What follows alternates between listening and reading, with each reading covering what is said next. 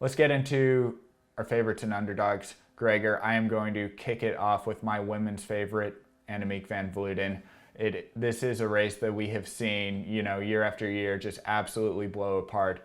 Van Vleuten is a rider who is very, very good at being able to just get away from the field, leave the disintegrating peloton behind her, and solo away to victory. It's what we saw Lizzie Deignan do last year. I think that Annemiek van Vleuten is, it's what she does. It's what she does. I would be very surprised to see her not very active and winning this weekend. For the men, my favorite is going to be Tadej Pogacar.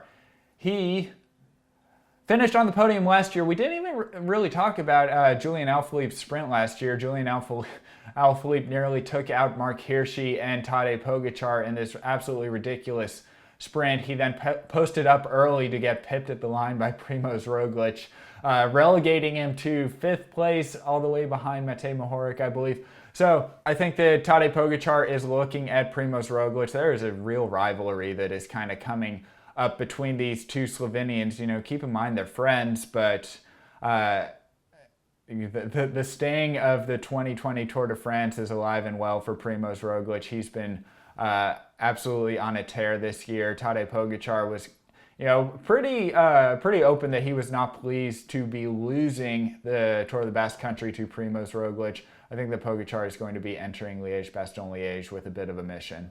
Yeah, Alaphilippe was all over the shop last year in that sprint. But so if we're talking about favorites, I would go on the men's side, Mike Woods. On the women's side, I'm going to have to go with the double by Lizzie Deignan, Trek Segafredo to pull it off again. Michael Woods for Israel Startup Nation on the men's side. If we're talking underdogs, on the men's side, I'm going to have to think about that. On the women's side, Lucinda Brand would be my underdog pick. Yeah, Michael, what about you? What do you got for your underdogs on the women's and men's side? Give me a second to think about my underdog for the men. I'll give you a second. For the women, I'm going with Elisa Longo Borghini for my underdog.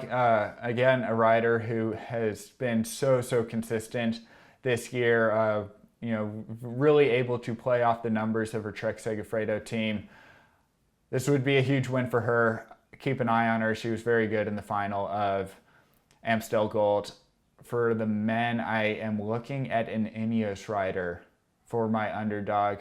Like you said, Tom Pidcock not on the start list for Liège, but Theo Gegenhardt, another young, super talented British rider. We all know him from his Giro d'Italia win.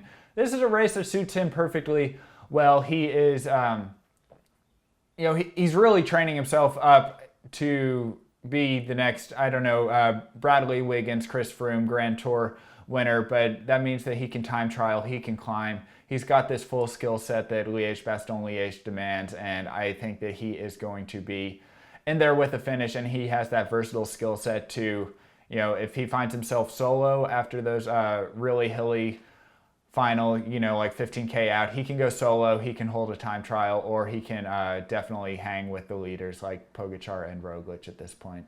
I had him down as one of my underdogs. I was thinking about him. That's a good pick, Michael.